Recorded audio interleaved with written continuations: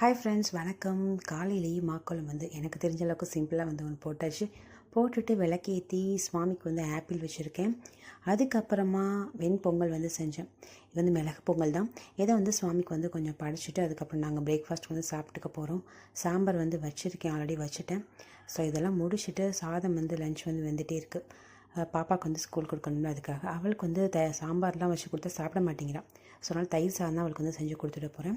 அதே போல் அரிசி பச்சை அரிசி காலையில் அந்த புறாக்கள் காக்காக்கெல்லாம் வைப்பேன். ஸோ அதை அவங்க எல்லாம் அழகாக சூப்பராக சாப்பிடுவாங்க. அதை பார்க்கவே ரொம்ப சந்தோஷமாக இருக்கும்.